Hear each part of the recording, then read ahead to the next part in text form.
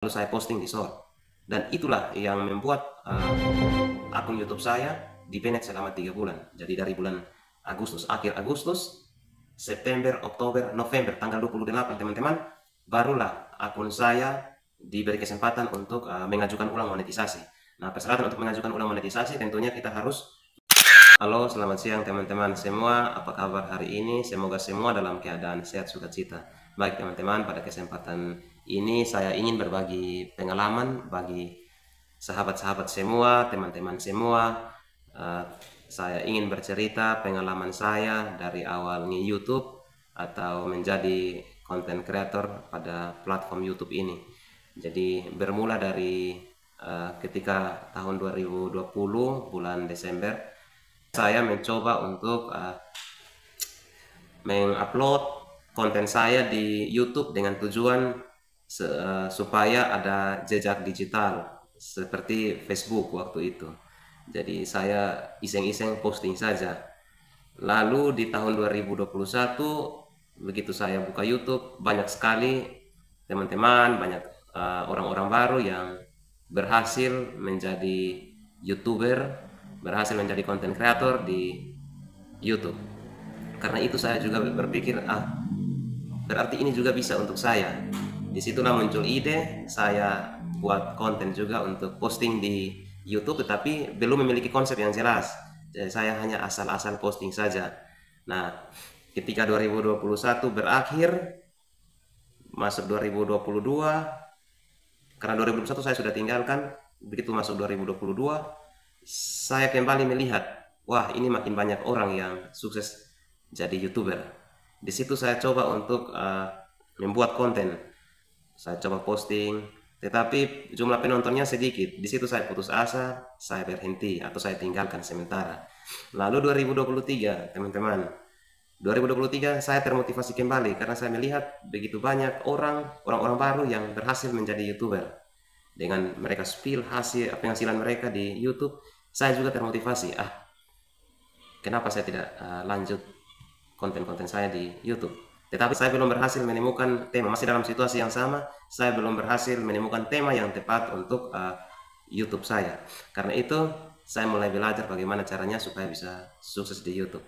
Lalu di situ saya mengambil satu kesimpulan bahwa tema dari YouTube saya akan saya buatkan yang menyangkut dengan tutorial.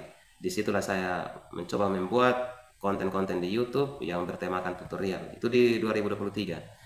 Di situ juga saya tidak berhasil, teman-teman. Saya gagal karena tidak serius upload, tidak serius untuk kejar target yang menjadi tuntutan untuk seorang kreator di platform YouTube, yaitu mencapai 1000 subscriber dan 4000 jam nonton atau 4000 jam tayang. Lalu masuk 2024, saya lihat wah makin banyak orang. Saya termotivasi kembali bagaimana supaya saya bisa sukses seperti mereka. Di situ saya membangun niat dengan sungguh-sungguh. Saya mulai membuat konten yang menyangkut dengan tutorial. Teman-teman bisa temukan konten-konten saya itu yang tutorial masak makanan babi, meracik tembakau dan lain-lain sebagainya.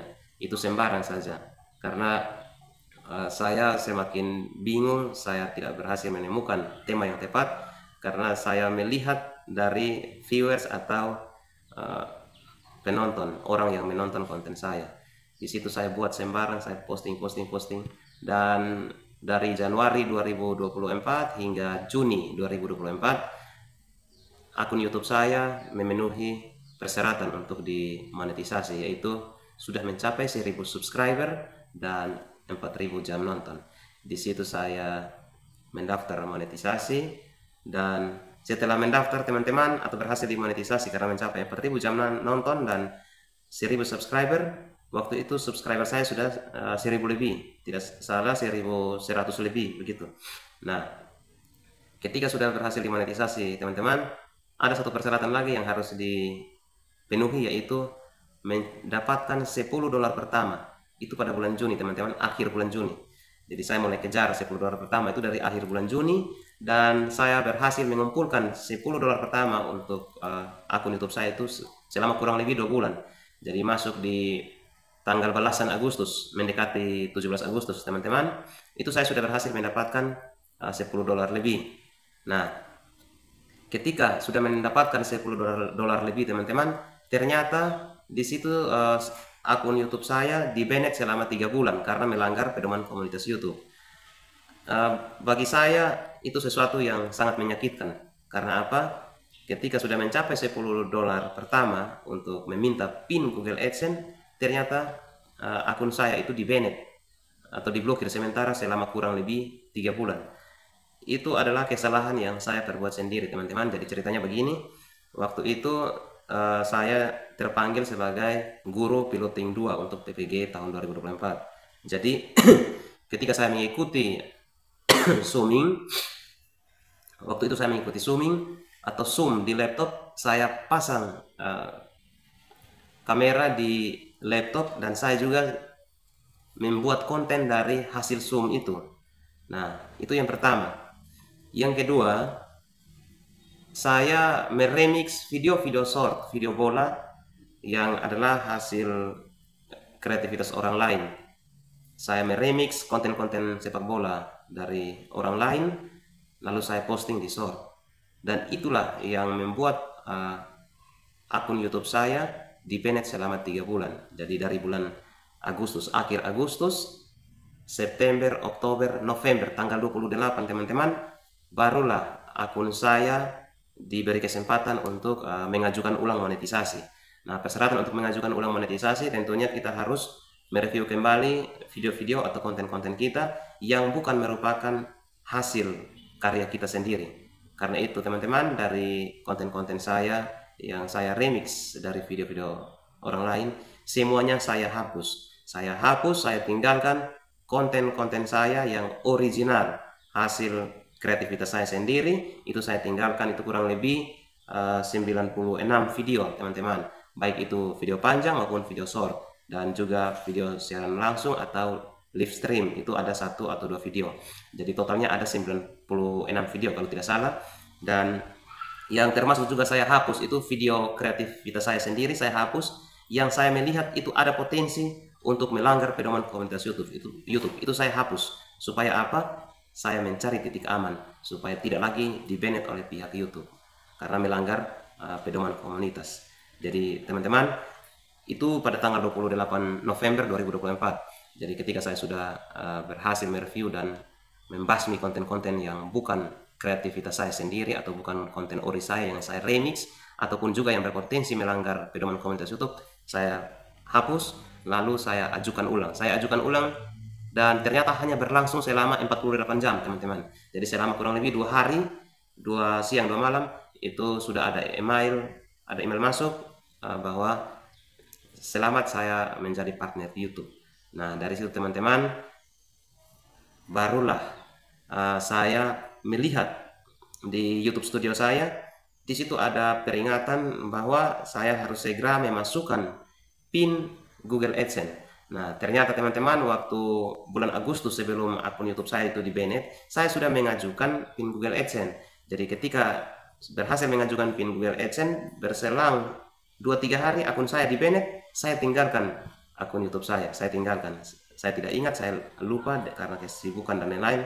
Akhirnya pada tanggal 28 November, ketika saya diterima jadi partner YouTube kembali setelah mengajukan monetisasi ulang, di situ saya baca ada pesan penting, lalu saya datang ke pos dan giro.